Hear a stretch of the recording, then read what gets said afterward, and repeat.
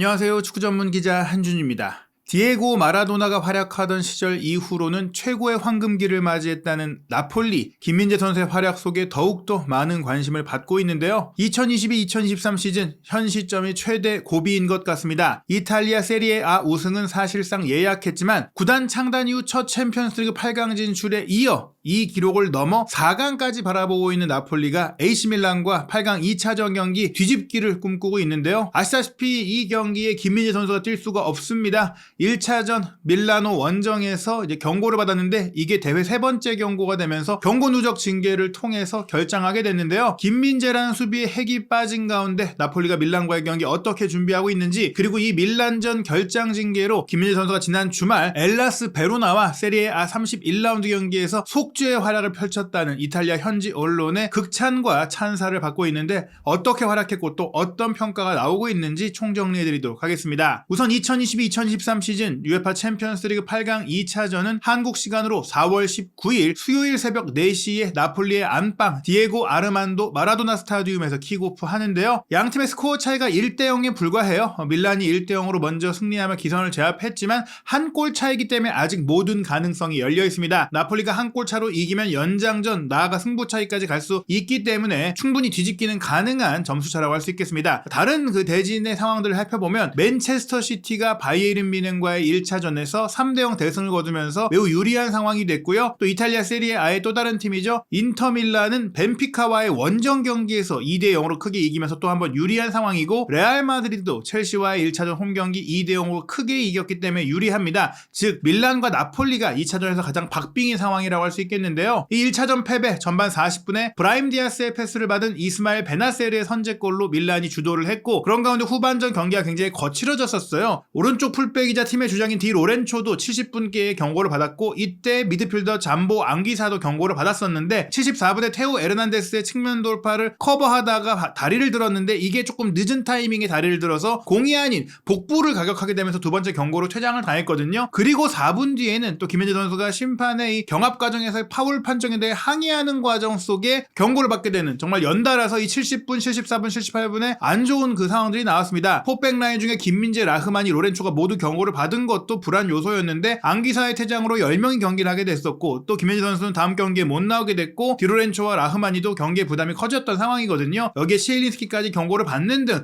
후반전 경기 운영에 굉장히 어려움을 느꼈던 나폴리인데, 다만 이 경기 0대1로 지는 과정 속에 김민재 선수는 이탈리아 현지 언론으로부터 좋은 평가를 받았었어요. 대체적으로 나폴리 선수들의 평점이 좋지 않았지만 이탈리아를 대표하는 방송사죠, 스포르트 메디아셋에서 매긴 평점에서 김민재 선수가 유일하게 팀 내에서 6.5점으로 가장 높은 점수를 받았는데, 당시 이 열흘전, 즉 나폴리가 밀란과의 홈 경기에서 0대4로 참패를 당했던 그 경기와 비교하자면 이번 그 챔피언스리그 8강 1차전 밀란전에서는 김민재 선수가 잘못이나 죄가 없다라고 했어요. 올리비에 지루와의 경합이라든지 또 브라임 디아스를 원래는 마리오 후이 선수가 막았었는데 이 후이를 커버하는 수비라든지 또 빌드업에서라든지 자신의 능력을 보여줬다라고 했고, 무엇보다 올리비에 지루와의 7차례 헤더 경합에서 7번을 모두 이겼거든요. 지금 지루 선수와 김민재 선수가 이탈리아 세리에 A의 공중볼 경합 승률, 승리 횟수 탑 3 안에 드는 선수들인데, 지루도 이 공중볼에 있어서는 그 마에스트로라고 불리잖아요. 이런 지루를 상대로 사실 전반기 대결 때는 꽤 고전을 했고, 또 이 밀란과의 후반기 리그 대결에서는 거의 뭐 김민재 선수가 나폴리 입단 후 최악의 경기를 했다는 평가들이 나왔는데, 이 밀란과의 세 번째 대결이자 지루와의 세 번째 대결에서는 개인 간의 맞대결에서는 김민재 선수가 조금 앞서지 않았느냐, 다만 팀의 결과가 따라주지 않으면서 조금 비운의 경기를 치르게 됐는데, 어찌됐거나 김민재 선수가 이 밀란과의 경기를 거듭하고 또 최근에 흔들렸던 모습들을 극복하면서 조금은 올라오고 있는 부분들은 좀 긍정적으로 볼 수 있을 것 같습니다. 다만 아쉬운 점은 그 밀란과의 올 시즌 네 번째 이번 대결에는 김민재 선수가 뛸 수 없다라는 것인데요. 나폴리가 이 4월 들어서만 AC 밀란에 벌써 두 번의 패배를 당하게 됐는데요. 전반기 2022년 9월 맞대결 당시 밀라노 원정에서 2대1로 승리했고, 이것이 디펜딩 챔피언 밀란을 상대로 승리하면서 나폴리가 정말 올 시즌 우승을 차지할 수 있겠구나라는 그런 기대감들을 끌어올리는 그런 결과였는데, 후반기 들어 나폴리가 리그 우승은 뭐 거의 예약을 한 상태지만 챔피언스리그 8강에서 만나게 됐을 때 이 기선제압이 중요한 시점의 맞대결에서 안방에서 0대4로 참패를 당했고, 또 이번 챔피언스리그 8강 1차전 0대1 패배로 내리 두 경기 연속 득점 없이 패배를 당하면서 그 이전에 쌓아왔던 밀란을 상대로 했던 좋은 기록들, 뭐 좋은 그 흐름들을 잃어버리게 됐어요. 말씀드린 대로 나폴리가 2021년 3월 그리고 11 12월에도 밀라노 원정에서 1대0, 1대0의 승리를 거뒀고 또 전반기 리그 대결도 2대1로 승리를 했는데 이 밀라노 원정 연승 흐름이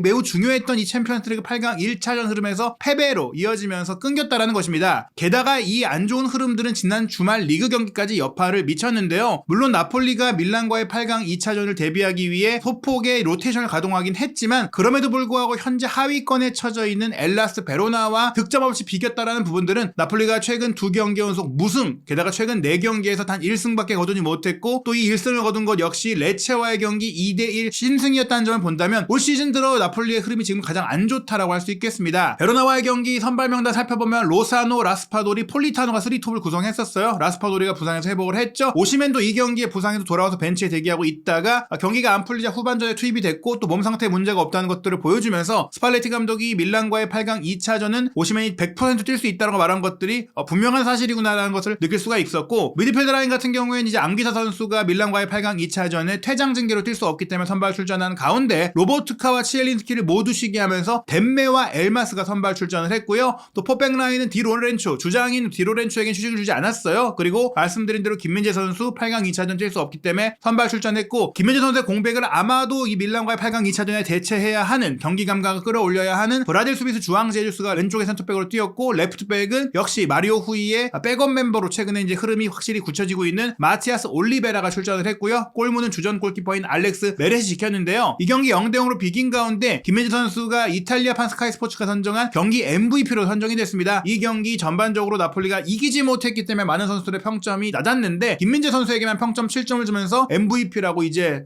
평가를 했어요. 전반적으로 많은 유럽 매체들이 김민재 선수를 베로나전의 최고 선수로 꼽았는데요. 유로스포츠 이탈리아판도 이제 주장인 디 로렌초와 더불어 김민재 선수에게 평점 6.5점으로 팀 내 최고의 평가를 했는데 김민재 선수에 대해서 후방에서 공을 놓치지 않았고 심지어 앞으로 돌파까지 시도했다. 피지컬적으로 압도적이었다고 했습니다. 수비적으로 나폴리가 이번 경기 거의 위기를 내주지 않았고 그러다 보니까 이제 상대가 내려앉은 상태에서 총공세를 펼칠 때 김민재 선수도 굉장히 공격 가담을 많이 했던 게 이 베로나전의 특징이었는데요. 이탈리아의 최대 스포츠 신문인 라 가제타 델로 스포르트 같은 경우는 김민재 선수에게 평점 6점을 줬고 폴리타노와 디 로렌초에게 6.5점을 주기는 했지만 이것들이 이제 결국에는 김민재 선수가 공격에 가담한 것은 좋았지만 마침표 결실을 맺지 못한 것에 대한 아쉬움이었어요. 팀 동료들도 흔들어줬고 또 관중들에게도 활력을 불어넣는 몇 번의 공격을 펼쳤다. 상대 문전까지 들어갔으나 그조차도 찌르지는 못했다. 결국엔 마무리가 아쉬웠다는 것이죠. 다만 수비적에서는 거의 어려움이 없었다라고 평가를 했습니다. 코리에르 델라 세라 같은 경우에는 이 공격 가담 자체를 조금 더 좁게 평가를 했어요. 마찬가지로 평점 6점으로 팀 내 최고 평점을 줬는데 김민재는 체계적으로 라인을 뚫고 공과 발로 분노를 표출했다. 바로 이 밀란전 8강 2차전에 뛸 수 없는 그 분노일 수도 있겠고 또 이날 경기 잘 풀리지 않았던 공격의 답답함을 통한 분노일 수도 있겠죠. 극한까지 아주 높은 곳까지 공격에 나선 김민재를 막기 위해 파울이 필요할 정도였다. 워낙 힘도 좋고 빠르고 볼을 다루는 기술까지 좋다 보니까 센터백임에도 불구하고 상대 수비수들이 파울로 막을 수밖에 없을 정도로 돌파력이 좋았다라는 평가였습니다. 나폴리 전문 매체 1 나폴리스타는 김민재 선수에게 평점 6.5점 주면서 흥미로운 표현을 썼는데요. 수도승 같은 전사라고 표현을 했어요. 모나코 게레이로라는 표현인데 김민재 선수가 전사같이 강력하고 투지가 넘치지만 또 굉장히 차분하고 또 겸손하고 이런 모습들을 보인다라는 것이죠. 특히 희생정신이 강한 플레이를 펼친다는 것, 자기 자신을 과시하고 이기적인 플레이를 하는 게 아니라 이타적으로 플레이한다. 어떻게 보면 김민재 선수는 공격에 가담하는 것조차도 본인을 돋보이게 하기 위해서가 아니라 팀을 위해 본인이 더 많이 뛰고 더 희생하는 그런 이타적인 플레이다라고 볼 수 있겠는데요. 김민재가 점점 더 대담하게 공격에 나섰다가 금욕적으로 뒤로 물러나 숨도 오르기도 했다. 또 공격에 열심히 나갔다고 해서 자기의 본업인 수비를 안 했다라는 게 아닙니다. 거의 모든 걸 다 했다는 거예요. 메아짜, 바로 이제 밀라노의 홈 경기장이죠. 이 메아짜에서 받았던 경고 누적의 죄를 속죄하기 위해서 희생을 거듭했다라고 이제 평가를 했습니다. 굉장히 인상적인 평가인데 그렇다면 과연 김민재 선수가 이 베로나와의 경기에 어떤 공격을 펼쳤길래 이런 평가들이 나오는 것이냐, 주요 장면들 좀 준비했는데요. 경기 시작 1분 만에, 그러니까 이미 전술적으로 스팔레티 감독이 김민재 선수가 공을 끌고 올라가서 공격하는 것들을 미리 준비했던 것 같아요. 이 장면은 이제 오른쪽 수비수로 출전한 김민재 선수가 자기 진영에서 하프라인을 넘어서 상대의 진영 파이널 서드까지 진입하는 과정 속에 이제 돌파를 다 이제 성공하고 3-4명의 선수를 제쳐내고 로사노에게 공을 연결하는 그런 모습이고요. 또 35분께는 이제 본인이 역시 또 오른쪽 부근에서 치고 들어가는데 가운데로 아까처럼 들어간 게 아니라 바깥쪽 사이드라인 쪽으로 마치 마치 오른쪽 풀백인 것처럼 돌파를 시도해서 3-4명의 수비 사이를 이제 빠져들면서 문전 페널티 에어리어까지 진입을 하는데 여기서 이제 마지막 패스가 이제 연결되진 못했어요. 지금 보시면은 동료 공격수 라스퍼드리가 들어와서 슈팅을 하려는 위치를 잡고 있었는데 마지막 패스가 전달되지 않았기 때문에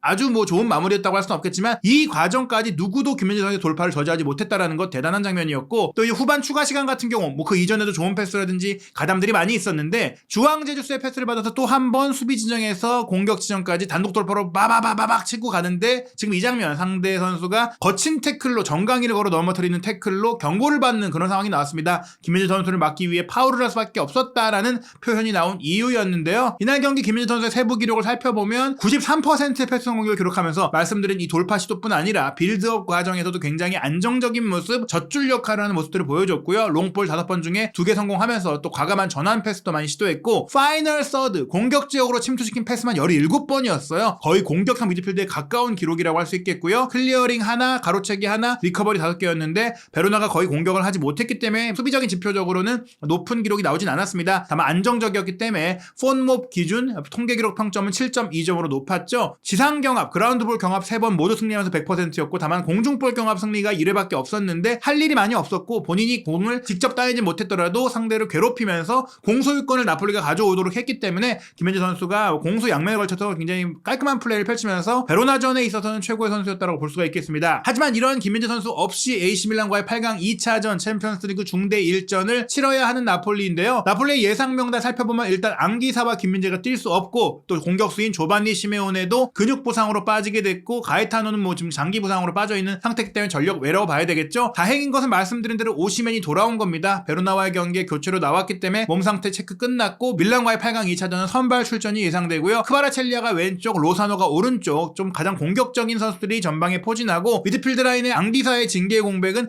은돈벨레가 메울 가능성이 좀 제기되고 있는데, 은돈벨레에 대한 신뢰가 조금 어렵다면 엘마스가 나올 가능성도 완전히 배제할 수 없겠습니다. 어찌됐거나 수비보다는 공격이 필요한 경기, 2골을 넣어야 이제 4강에 올라갈 수 있잖아요. 그런 상태라면 역시 수비적인 선수보다는 공격적인 선수가 나올 가능성이 높고, 레프트백도 그래서 올리베라보다는 마리오 후이, 또 이제 수비 라인에서는 빌드업 패스가 좋은 제주스가 이제 베로나와의 경기도 감각을 익혔기 때문에 라흐마니의 파트너로 선발 출전할 가능성이 매우 높습니다. 그렇다면 AC 밀란은 어떤 상황이냐? 지난 주말 30라운드 세리에 A 경기에서 볼로냐와 원정 1대1로 비기며 역시나 이제 4위권에 이제 간신히 턱걸이를 하고 있는 상태인데요. 이 볼로냐전 무승부의 이유는 많은 선수들을 이제 로테이션 했기 때문이에요. 세리에 A에서 우승 경쟁은 이미 끝났기 때문에 챔피언스리그 4강을 목표로 8강 2차전 나폴리와의 경기에 총력을 기울이기 위해 지루라든지 레앙이라든지 디아스 같은 핵심 선수를 모두 뺐어요. 오리기, 레비치, 데케텔라에르, 살레마키어스를 공격진에 표준시켰고, 미드필드 라인도 결정적인 동점골 넣으면서 포베가가 잘해주긴 했지만 포베가가 주전은 아니잖아요. 포베가와 브랑크스를 2명의 중앙 미드필드로 배치하고, 수비 라인에도 플로렌치와 발로트레 같은 선수들이 나왔고, 또 교체로 나온 선수들도 메시아스, 칼라브리아, 가비아 같은 선수들이었어요. 물론 레앙과 디아스도 후반전에 출전을 하긴 했지만 거의 20분 정도 잠깐 뛰었거든요. 결국에는 지루는 완전히 쉬었고, 또 핵심 미드필더인 토날리, 베나세르, 크루니치도 완전한 휴식을 취했고, 또 수비 라인의 핵심이라고 할 수 있는 측면 윙백 테오 에르네스라든지 베테랑 센터백인 카에르 같은 선수들까지도 휴식을 취했다. 이런 점들을 봤을 때는 AC 밀란은 가장 쌩쌩한 상태로 나폴리와의 경기를 치르게 됐고, 오히려 나폴리가 조금 이제 주전 선수를 모두 쉬게 해주는 못한 상황인데, 그럼에도 불구하고 이제 후스쿼드닷컴은 이번 경기 나폴리가 2대1로 승리하면서 만만하게 탈락하지 않을 것이다, 최소한 연장전까지는 경기를 끌고 갈 것이다 라고 전망을 했어요. 나폴리가 토요일 베로나와의 경기 무승부로 인해 최근 4경기에서 1승밖에 거두지 못하는 등 흔들리고 있고, 그 2패를 또 밀란 상대로 당하기도 했고 모두 득점하지 못했지만 빅터 오시멘의 복귀가 큰 힘이 될 것이다. 최근에 이제 AC 밀란과의 2경기에 어려웠던 부분이, 오시멘 선수가 나이지리아 대표팀 경기를 갔다가 부상당했던 것이잖아요. 오시멘이 있는 상태의 나폴리는 다를 것이다. 그렇기 때문에 2골을 넣을 수 있다라고 기대한 것입니다. 밀란 같은 경우도 사실 최근 견적이 좋진 않아요. 총 8경기에서 2승밖에 거두지 못하고 있기 때문에 전반적으로 나폴리를 상대로만 좋았던 것이지 흐름이 아주 좋은 건 아니다. 나폴리 원정에서 이겼던 경험이 있기 때문에 이번 경기도 자신감을 가질 수 있겠지만, 오시멘의 컨디션 회복이 이 경기에 가장 큰 변수가 될 수 있다는 점에서 나폴리가 유리할 것이다. 다만